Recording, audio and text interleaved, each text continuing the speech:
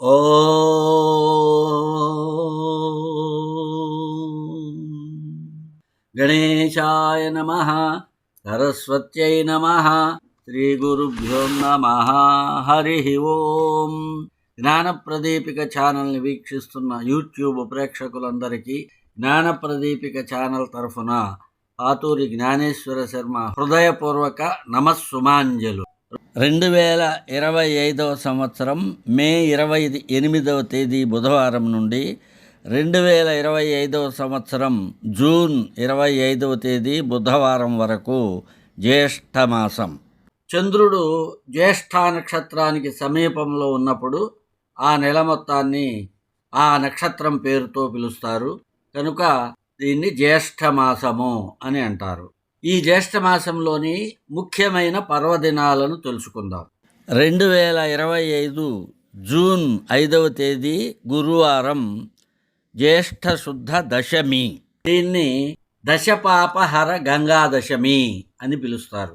దేవనది అయిన గంగా భూలోకానికి అవతరించినటువంటి రోజు ఈ రోజు. జ్యేష్ఠే మాసి శితే పక్షే దశమీ హస్త సంయుతౌ హరతే దశ పాపాని తస్మాత్ దశహరా స్మృత. జ్యేష్ఠమాసం శుక్లపక్షం హస్తా నక్షత్రంతో కూడిన దశమి దశ విధమైన పాపములను అంటే 10 రకముల పాపములను హరిస్తుంది. అందువల్ల దీనిని దశహరా దశమి అని పిలుస్తారు. ఏమిటి ఆ 10 పాపములు అంటే, మనము శరీరంతో 3 విధములైన పాపములు చేస్తాం. వాచికముగా అంటే నాలుకతో 4 రకములైన పాపములు చేస్తాం. మానసికంగా అంటే మనస్సుతో 3 రకములైన పాపములు చేస్తాం. అంటే మొత్తం 10 రకముల పాపములు మనం చేస్తాం. జ్యేష్ఠ శుద్ధ దశమికి ఈ 10 రకములైన పాపాలను హరించే శక్తి ఉంది. ఈ రోజున ముఖ్యంగా గంగాదేవిని దర్శించి పూజించి స్నానం చేస్తే ఆ 10 రకాలైన పాపములు హరింపబడతాయి. గంగా స్నానం చేయలేకపోతే ఏ నదిలోనైనా సరే స్నానం చేయవచ్చు. లేదు కనీసం ఇంటిలో గంగా నదిని స్మరించి గంగే చ యమునే కృష్ణే గోదావరి సరస్వతి నర్మదా సింధు కావేర్యౌ జలేస్మిన్ సన్నిధింకురు అని స్మరించి స్నానం చేసినా పుణ్యమే. నమః శివాయై నారాయణ్యై దశహరాయై నమోన్నమః. ఈ మంత్రాన్ని వీలైనన్ని సార్లు జపించి పూలతో గంగను పూజించాలి. అదేవిధంగా గంగా స్తోత్రాలను పఠించాలి. జ్యేష్ఠ శుద్ధ పాడ్యము నుండి దశమి వరకు ప్రతిరోజు గంగా స్తోత్రం చదవాలని కొన్ని శాస్త్రాలు చెబుతున్నాయి. 2025 సంవత్సరం జూన్ 6వ తేదీ శుక్రవారం జ్యేష్ఠ శుద్ధ ఏకాదశి. దీనిని నిర్జల ఏకాదశి అని పిలుస్తారు. అంటే ఆ రోజున నిత్య ఆచమనాదులందు తప్ప వేరే విధంగా నీటిని విడిచిపెట్టి అంటే అసలు నీటిని తాగకుండా ఉపవాసము చేస్తే 12 ఏకాదశులు ఉపవసించినటువంటి ఫలితం లభిస్తుంది.